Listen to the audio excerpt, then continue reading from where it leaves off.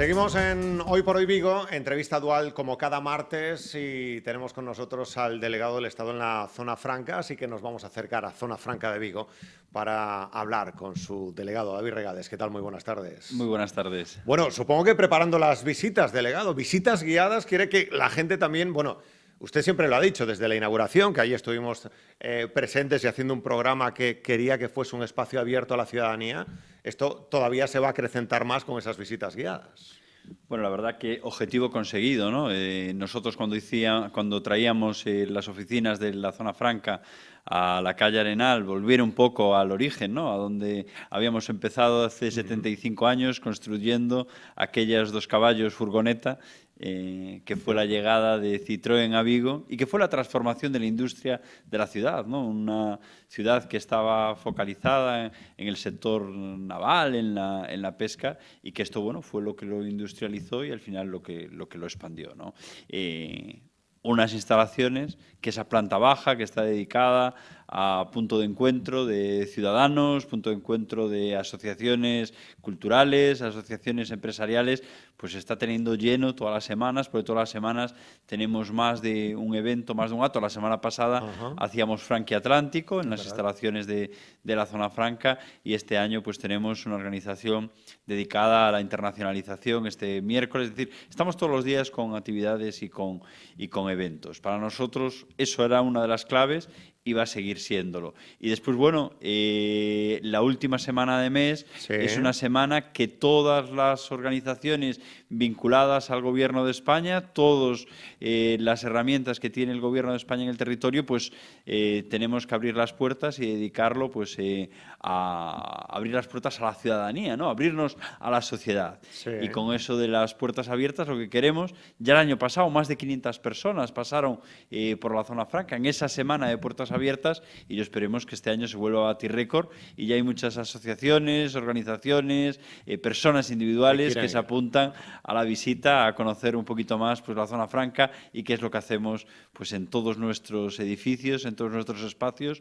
8 millones de metros cuadrados de suelo industrial en el sur de Galicia. Que se dice pronto. Bueno, usted me decía que tenía en mente también, porque la riqueza de la colección pictórica que tiene Zona Franca, cuando habíamos hecho la visita con usted, que nos ejerció de guía también, que tenía en mente también poner en valor toda esa colección que es muy, muy rica que tiene Zona Franca también. La verdad, todos los pintores gallegos tienen un espacio en la Zona Franca, ¿no? Sobre todo los pintores del siglo pasado y de este siglo. Tenemos desde Laseiro, tenemos Lugrís, tenemos Maruja Mayo, y toda mayoritariamente, alguna pintura nacional tenemos algún Sotomayor, tenemos alguna obra relevante, algún Pradilla, pero la obra más relevante es de pintores y pintoras gallegas. Bueno, en este caso tenemos que seguir creciendo esa colección porque solo tenemos a Maruja Mayo, ¿no? Entonces tenemos que seguir creciendo en mujeres pintoras que yo no tengo duda ninguna que las tenemos y muy buenas en Galicia. Hablaba usted precisamente de mujeres. Con motivo del 8M también daban a conocer dentro del informe Ardán esos datos que son muy importantes, y es un termómetro todos los indicadores, todos los informes, todos los estudios que se desarrollan, delegado, para conocer un poco más en profundidad el tejido empresarial de la provincia de Pontevedra y de todo lo que tiene que, bueno, de la provincia de Pontevedra y de Galicia, que es tan importante el conocerlo y saber cómo estamos. Ardán a día de hoy es una herramienta fundamental que está encima de todas las mesas que toman decisiones en Galicia, sean públicas o privadas, y la verdad es una herramienta muy sólida que cumplió más de 25 años y que en estos momentos en España ni en Europa hay una base empresarial tan profunda y que conozca tanto el sector productivo, económico de Galicia como es Ardán, ¿no? Yo creo que tenemos que seguir avanzando y, bueno, una de las partes más importantes, uno de esos indicadores ardanes que hablamos tantas veces, pues es el de igualdad de género, y tenemos mucho que hacer aún. Las administraciones tenemos mucho que hacer y las entidades privadas, las empresas tienen mucho que hacer. Vemos como a día de hoy sigue habiendo brecha salarial, mismo empleo, hombre y la mujer tiene un salario más bajo, y al mismo tiempo pues vemos poca participación, poca presencia de las mujeres en los órganos de decisión, bien sean consejos de administración, bien sean órganos directivos, bien sean presidencias de las empresas, y ahí en un momento que las mujeres ocupan el 60% del talento de nuestro país, porque son el 60% de las universitarias frente a los hombres, que son el 40%, y en cambio, pues en la representación de esos órganos de dirección de las empresas, pues hay un desequilibrio muy importante, con lo cual algo tenemos que corregir, porque como sociedad no nos podemos permitir, ¿no?, que un porcentaje tan alto del talento de nuestro país no esté representado. Facilitaba usted el encuentro y participaba en él de Red.es con Anfaco. Cuéntenos un poco también cómo fue ese punto de encuentro importante, por ejemplo, para hablar de todo lo que puedan ser captación de fondos europeos para un sector que es estratégico para Vigo, para Galicia, como es el sector conservero. El sector conservero es estratégico, primero económicamente, sin duda ninguna, el peso que tiene en la economía de Galicia es fundamental, pero después tiene una parte positiva social que es intensivo en mano de obra. Entonces, de alguna forma, ¿no?, que hoy una industria intensiva en mano de obra se establezca en un territorio como el nuestro, es que tiene que tener mucho valor añadido, y eso es lo que tenemos que, de alguna forma, pues colaborar todas las administraciones. Y en alguna de estas visitas que hago de forma periódica a las industrias, pues visitaba una industria conservera y me hacían la reflexión, me decían: nosotros tenemos que digitalizarnos, nosotros somos una gran empresa, la mayoría de las conserveras son grandes empresas o medianas empresas, justo por eso, ¿no?, porque son intensivas en mano de obra, entonces pasan de los 250 trabajadores y de los 50 trabajadores, y eso significaba que quedaban excluidos, ¿no?, de alguna de las ayudas de digitalización. Y bueno, pues yo, hablando con el director de Red.es, lo que hacíamos era esa reflexión para que fuéramos capaces de sumar y convencer a Europa que en estos momentos pues hay sectores que son diferentes, como es el sector de la conserva, que tenemos que facilitar y abrir nuevas líneas de subvención para las medianas y grandes empresas, ya que en estos momentos pues el reto que tienen de digitalización es muy importante. ¿Qué circunstancia hay? En Europa hacen un análisis y las empresas menos digitalizadas son las pequeñas y medianas empresas, sobre todo los autónomos, las microempresas, las empresas de 10 a menos de 10 trabajadores. Entonces, focalizaron toda la acción en estas empresas. Y sí que es verdad que son las que menos digitalizadas están y tenemos que colaborar todas las administraciones y ayudar a digitalizarse en un momento que la digitalización es imprescindible para estar en el mercado económico y para seguir generando empleo y consolidando empleo. Pero también no es menos cierto que estas empresas, como es las del sector conservero, tienen una singularidad diferente y tenemos que, con esa singularidad, crear herramientas singulares para ser capaces de ayudar, en este caso, a digitalizarse. Y por eso, al final, no hay mejor forma, ¿no?, y yo siempre lo digo, que la política tiene que salir del confort, y yo llamaba al director general de Red.es, que tiene su oficina en Madrid, y le decía: tienes que venirte a conocer de primera mano pues sus necesidades, sus demandas, y de alguna forma pues buscar soluciones. Y la verdad que yo le agradezco mucho al director general de Red.es la visita que hizo.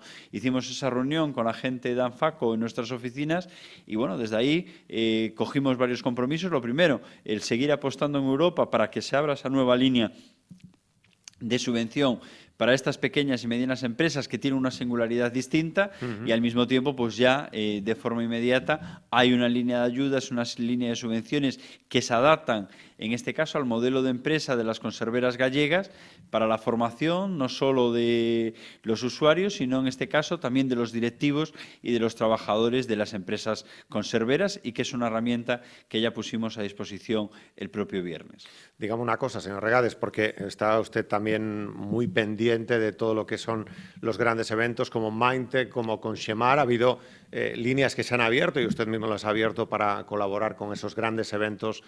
¿Van a continuar? ¿Sigue usted en contacto con ellos? Esa colaboración con los grandes eventos feriales que tenemos en Sin duda ninguna, yo creo que es fundamental, ¿no?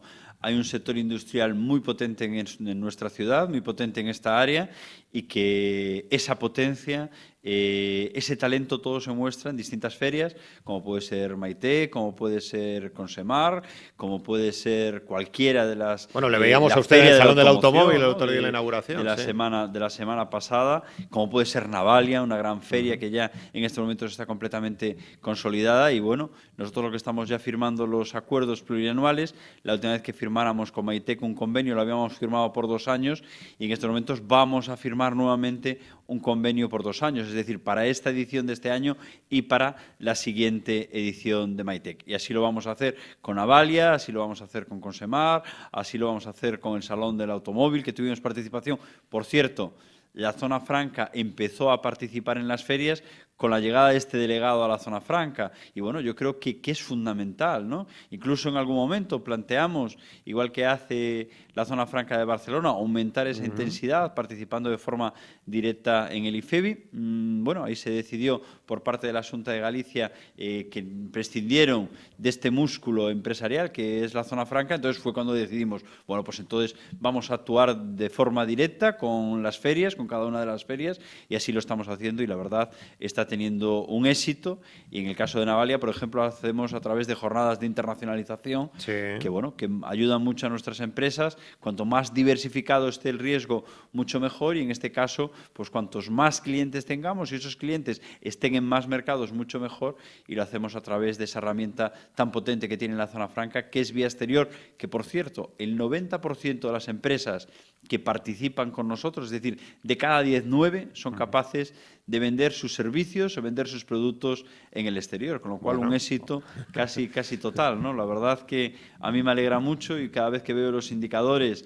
de internacionalización de la provincia de Pontevedra, sin duda ninguna creo que es un reconocimiento también que seamos una de las mayores provincias exportadoras de España, es por los industriales que están afincados en nuestra provincia, pero sin duda ninguna también por las herramientas que ponemos a disposición por parte de la Zona Franca. ¿Qué espera del Congreso Internacional, señor Regades? Usted apuntaba siempre que en el 75 aniversario había que tener esa gran cita, ese gran foro internacional sobre economía. ¿Qué espera de ese foro que ya vamos conociendo más detalles? Estamos en un momento que nos estamos reinventando en Europa.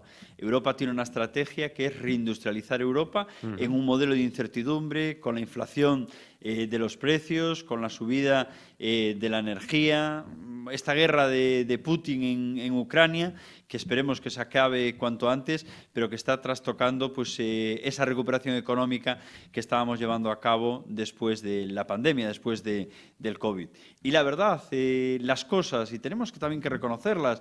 Yo el otro día estaba en una conferencia de uno de los bancarios más importantes de Galicia, el representante del Banco Sabadell Gallego, y allí nos decía 5 factores fundamentales de que por qué no estaba en recesión España, ¿no? Decía, bueno, yo os puedo garantizar, y a veces cuando lo decimos los políticos pues es más cuestionable, pero cuando lo dice un bancario pues yo creo que es más fiable para la sociedad, porque yo creo que el crédito de la política en este país es muy importante, ¿no?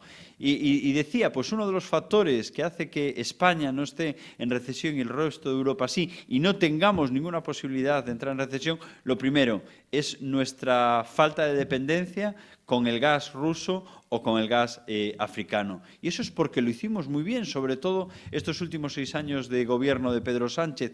Esa apuesta decidida por las energías renovables hace que el mes pasado fuéramos el primer productor de energía renovable de toda Europa. Bueno, y eso nos hace tener menos dependencia, con lo cual tenemos que ser responsables y tenemos que ver dónde queremos que salga la energía eléctrica que consume nuestro país. Tenemos que decir si queremos renovables, que yo ya digo que sí, respetuosas con el medio ambiente, respetuosas con el territorio, respetuosas con el sector pesquero, pero renovables. Y después, o si queremos energía nuclear, que yo ya digo que no. Es decir, si queremos renovables y seguir siendo autosuficientes y seguir siendo independientes energéticamente, pues tenemos que hacer una infraestructura suficiente en este país para ser independientes energéticamente. Y, por cierto, En Galicia lo tenemos fácil, lo que pasa que no nos podemos quedar dormidos, tenemos que seguir avanzando y bueno, estos 16 años de gobierno del Partido Popular en la Xunta de Galicia, pues la apuesta fue demasiado pobre por las energías renovables y eso hace que en estos momentos no seamos autosuficientes energéticamente y tenemos capacidad para serlo, con lo cual hay que hacer una apuesta decidida. Pero otro de los factores que decía en esta conferencia, que es lo que hace que la economía de España sea una economía fuerte, es que tenemos un dato de desempleo muy bajo y que tenemos un dato de empleabilidad muy alta. Y eso es fruto de los ERTEs que han servido para regularizar el empleo, sobre todo cuando falta el suministro de semiconductores, cuando tenemos que confinarnos,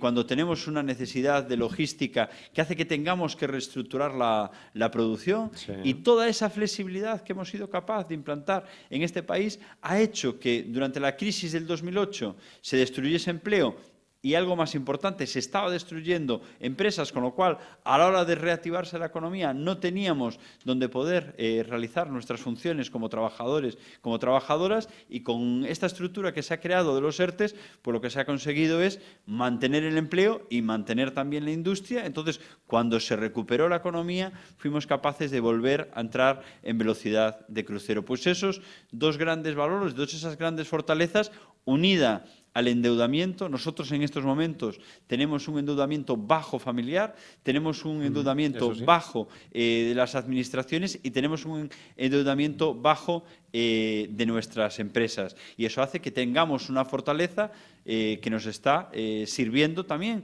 para ser capaces de superar perfectamente la inflación. Con lo cual, estamos haciendo las cosas bien, se van a seguir haciendo las cosas bien y también tenemos que creérnoslo como país, porque todo esto no sería posible sin el esfuerzo de muchas familias, sin el esfuerzo de muchas trabajadoras, de muchos trabajadores y sin el esfuerzo también de muchas empresarias y muchos empresarios. ¿Cómo va el parking, delegado? Que está muy cerquita de aquí y que el ex robotizado que se va a convertir en ese macro parking, ¿cómo va la obra? El mes de marzo, es decir, el mes que viene, inauguraremos ese parking y ya, Jacobo, tú y todos tus compañeros ya podréis aparcar en el parking, el ex robotizado, en ese parking nuevo que está sobre Montero Ríos y que, bueno, que está quedando fantástico y ya verás, vamos a sorprender a todos porque es un parking moderno, un parking con mucha iluminación, con muchos servicios, mucha comodidad para aparcar el coche, es decir, plazas amplias. Bueno, en esa línea de litoral que tenemos un gran número de parkings desde la zona franca, muy bien gestionados, por cierto, y vamos a ser capaces de albergar. Para hablar de cifras, ¿no? ¿Cuáles son los 2 mejores meses del año de los parkings del litoral, con lo cual de la afluencia a la ciudad? Diciembre y agosto. O sea que diciembre ha superado a julio, por ejemplo. Diciembre ha superado a julio, sí. Es decir, julio es un buen mes, agosto es un buen mes, septiembre es un buen mes. O sea que... A partir del 15 de noviembre fue un muy buen mes. Diciembre fue un muy buen mes y la primera quincena de enero fue un muy buen mes.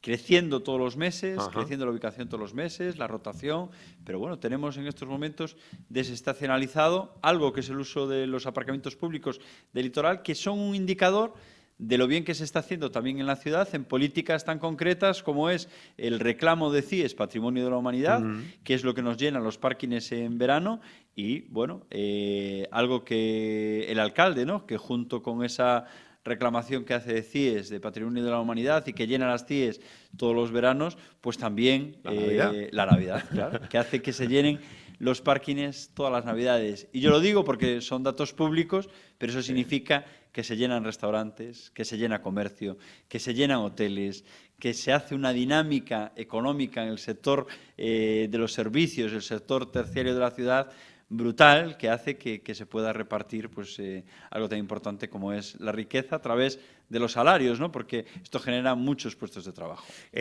Cuando hablamos del Spark, de ese gran macrocentro, me decía usted una de las últimas veces que hablábamos que la cosa iba tan bien encauzada que incluso ya estaban pensando en una ampliación, en ampliar ese proyecto, que ya iba cogiendo muy buena forma. ¿Sigue esa misma hoja de ruta, señor Regades? Sigue esa misma hoja de ruta.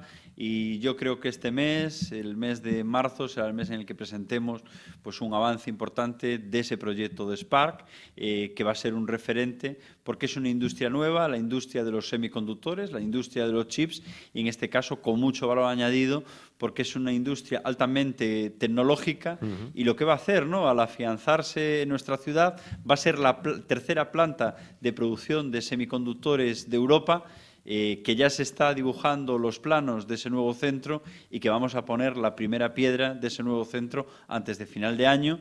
El año que viene, el año 24, será un año de construcción y el año 25 será un año ya de fabricación. Con lo cual, ya no es una idea, sino que es un proyecto realidad, sí, sólido. La empresa ya está constituida, una empresa mixta, una empresa público-privada, que yo creo que las empresas, en este caso, la iniciativa pública tiene que hacer de arrastre, tiene que hacer de tractor, tiene que hacer de remolcador de la economía y de la industria, y ahí la Zona Franca lo tiene claro que está haciéndolo, y con una ayuda inestimable pues del alcalde de la ciudad, Abel Caballero, que se lo ha creído este proyecto desde el primer día. Y bueno, él dice que es la ciudad de la economía, pero que también es la ciudad de la tecnología. Con lo cual, si nace tecnología nueva, esa tecnología nueva tiene que tener una pata en la ciudad de Vigo. Y tanto. David Regades, muchísimas gracias por estar con nosotros, delegado, y por acercarnos a estos proyectos de Zona Franca de los que hemos hablado. Muchísimas gracias por acompañarnos. Muchas gracias, buenas tardes. Vamos a despedir aquí en la tele, volvemos en la radio en nada, en un par de minutos, y tenemos que irnos a hablar con Agustín Vigo de los Timos 4.0. Hasta ahora.